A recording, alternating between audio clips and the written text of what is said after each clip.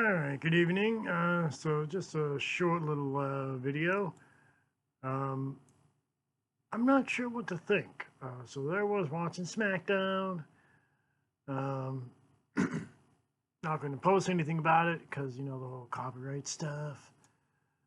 Um, let's see here.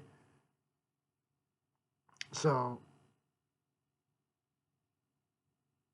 here's some things that I'm kind of curious about. Let me know what you think in the comments.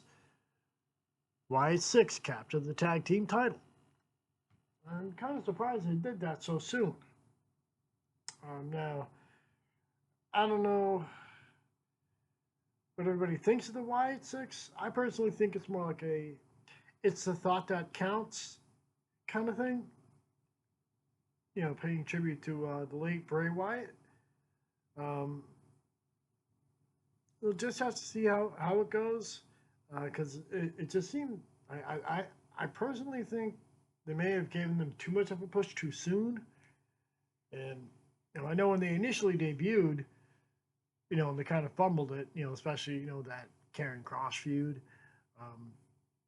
The one thing they did that I think was kind of smart in a way was they made them vulnerable, like not crazy, supernatural, impervious to pain. Is that just doesn't fly in today's world. I think the only one that, realistically could have pulled it off, was, the Undertaker back in the days, before the Attitude Era. Because that's when it worked. And to a lesser degree, the Fiend, Bray Wyatt, to a lesser degree, and but they carried that too far. They had to be supernatural, and to an even lesser degree, Braun Strowman, but they had to be supernatural, to Seth Rollins as a Fiend, but then he loses to fucking Goldberg. Like, fucking make that shit make sense.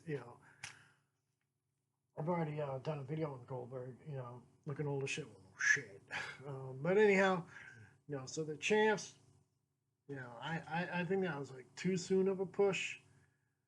And I know during the match, they did like a little heelish trick. I don't know if it really would have made a difference based on the way, Ford landed. But whatever. I'm not sure if they're, they're not true faces, even though they get a face reaction just because, the whole, allure and, the connection, to Bray Wyatt, because Uncle Howdy Bo Dallas says Bray Wyatt's real life brother. And of course, not to mention you have Alexa Bliss using the Sister Abigail finishing move, and she has history with Bray, but they're not connecting her to the whole storyline. Oh, and she also has history with Nikki Cross. So that there could be some, tie with that. I really don't know.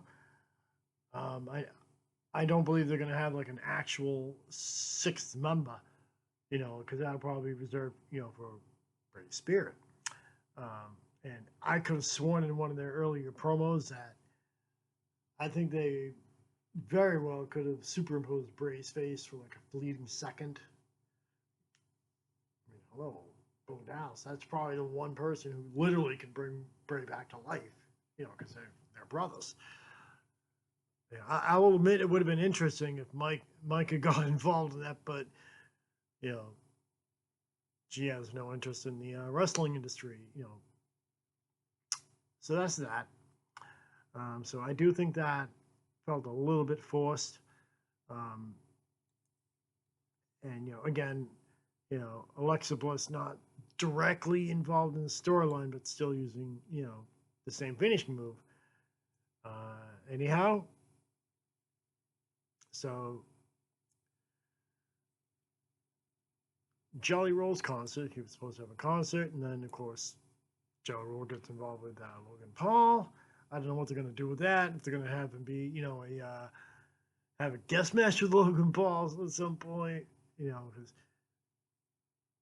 I think Logan Paul may actually be a full-time wrestler now, on top of doing his YouTube, and whatever. Well, ironically, Jake Paul's the better boxer. And then the new R-Truth, aka Ron Killings gimmick. I'm not sure what to make of that. I know many years ago he did turn heel, but for whatever reason, that just did not get the reaction that they wanted. So and I think they're turning Aleister Black heel, but based on his recent actions and the whole thing. And then of course you got the whole fucking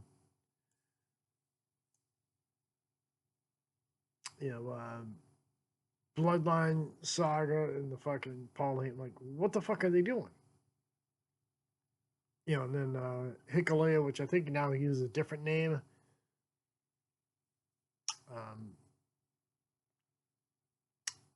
I've grown tired of the Bloodline, but I'm not going to talk about that. I'll do a separate video on that. But anyhow, I just think the Wyatt Sicks push was forced a wee bit much.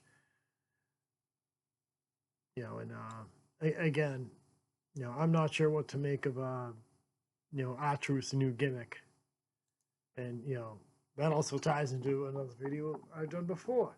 They need to stop having fucking 40-plus-year-old guys wrestle. Especially people, 50-year-old guys. Yeah, they just need to stop doing that. Anyhow, I'll talk to you.